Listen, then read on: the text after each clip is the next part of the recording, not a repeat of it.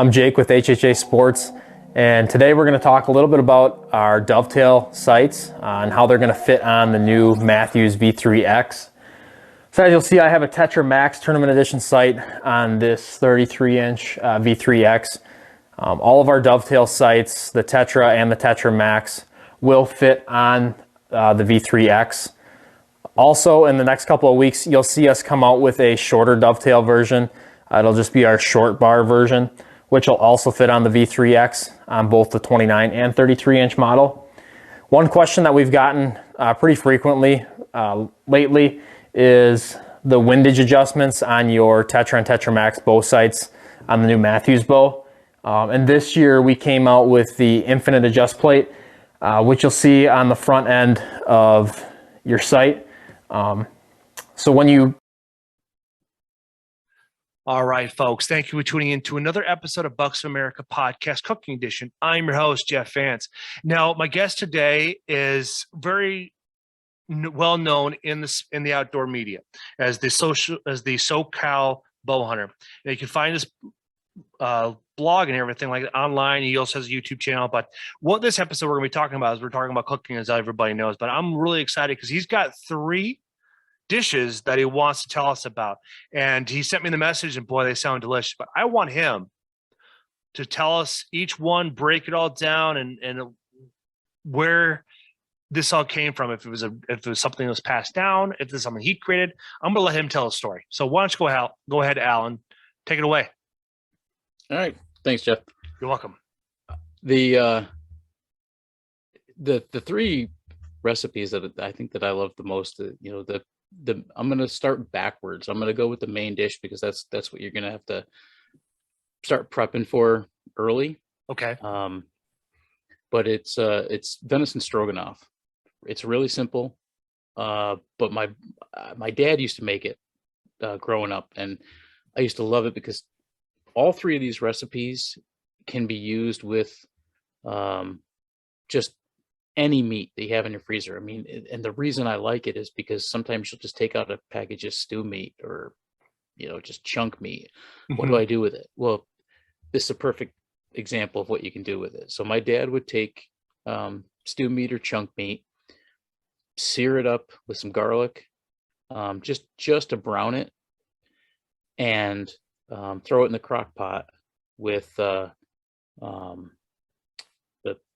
stroganoff seasoning, which McCormick makes one. You just pour it in there with some water, and I think it's a can or 2 of mushrooms. Let's put it this way: it's probably a can of mushrooms. I always throw 2 in because I like mushrooms.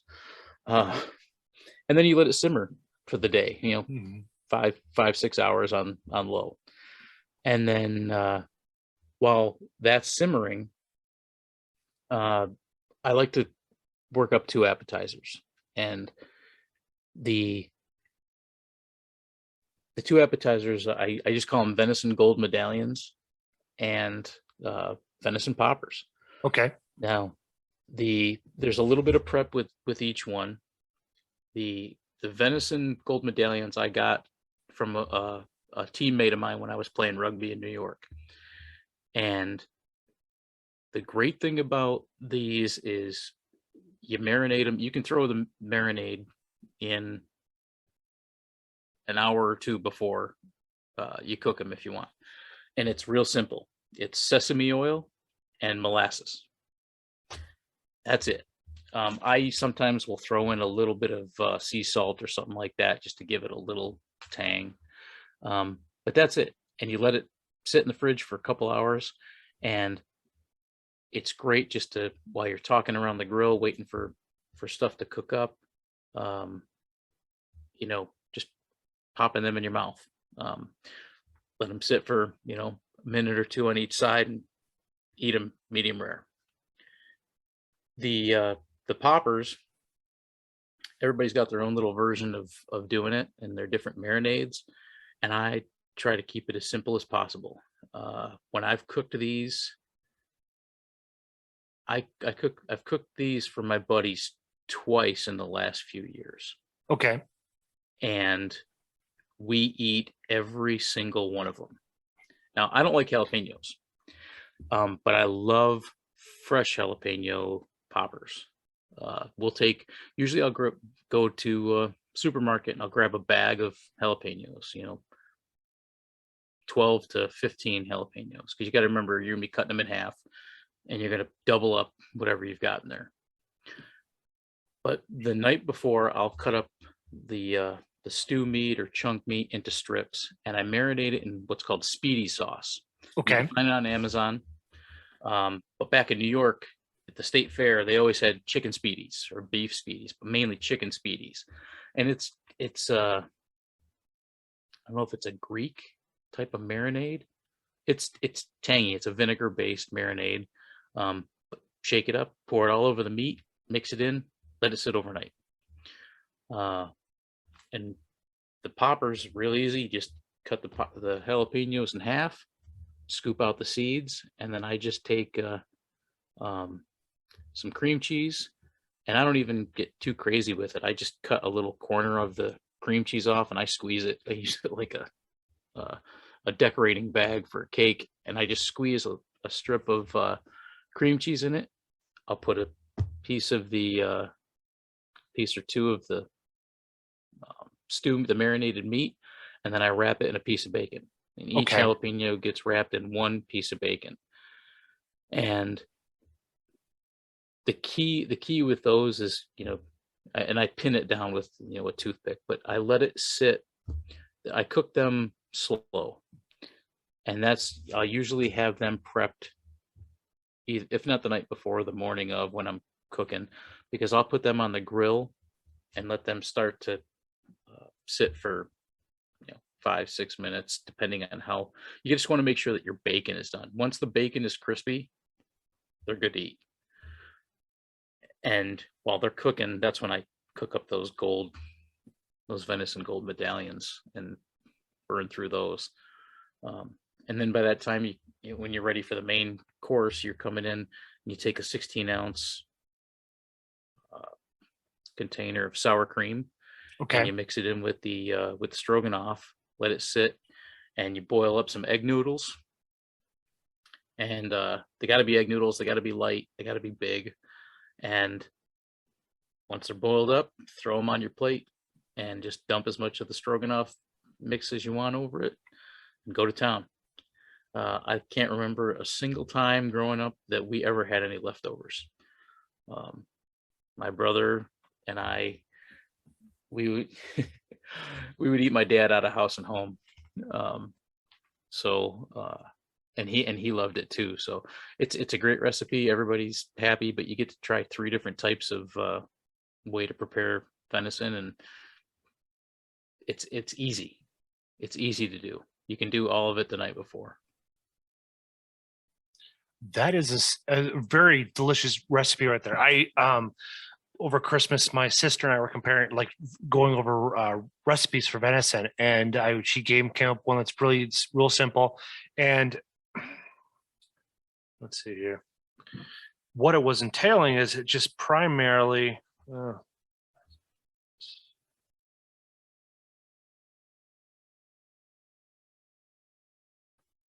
it's got 2 cans of cream mushroom in it. It's got, I think we end up using like 6 pounds of venison between venison roast, tenderloin, and some steaks that that my brother-in-law and I both put together. And that turned out to be delicious. And we just let that simmer for several hours. Let's see here.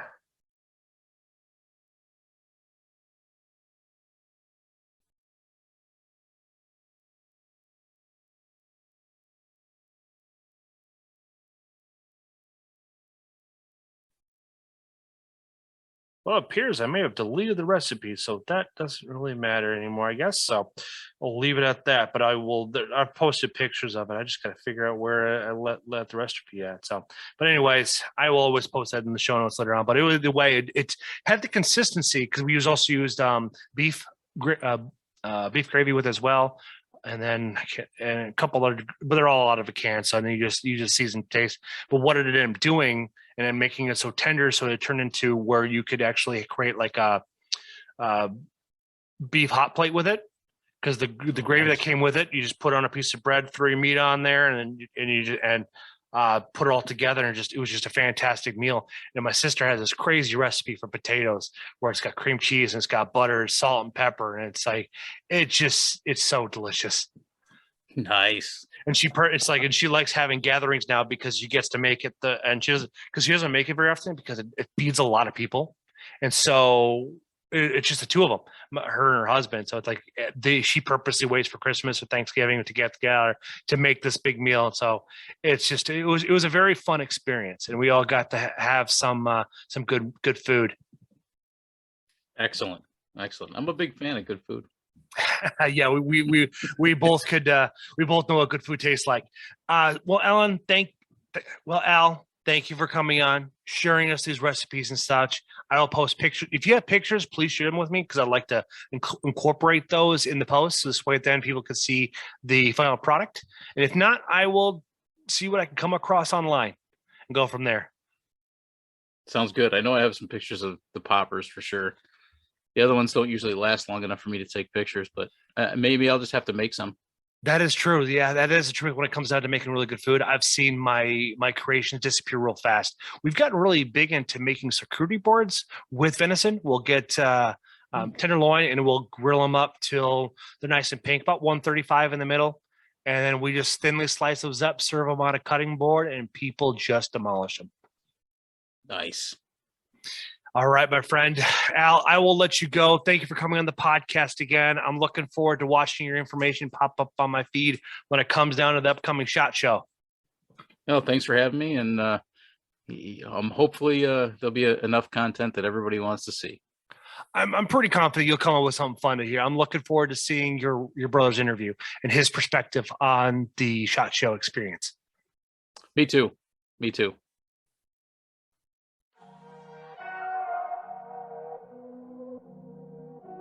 I'm Jake with HHA Sports, and today we're going to talk a little bit about our dovetail sights and how they're going to fit on the new Mathews V3X.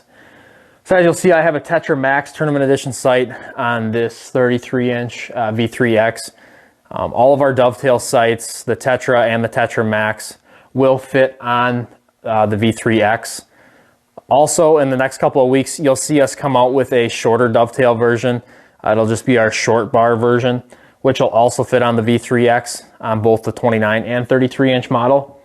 One question that we've gotten pretty frequently lately is the windage adjustments on your Tetra and Tetra Max bow sights on the new Mathews bow. And this year we came out with the infinite adjust plate, which you'll see on the front end of your sight. So when you put this infinite adjust plate on, you'll want to either flip it to the inside or the outside. And for the inline mounting sight options, such as the V3X, you're going to want to make sure that the infinite adjust plate is to the outside of your infinite adjust channel. This will allow for optimal windage adjustments.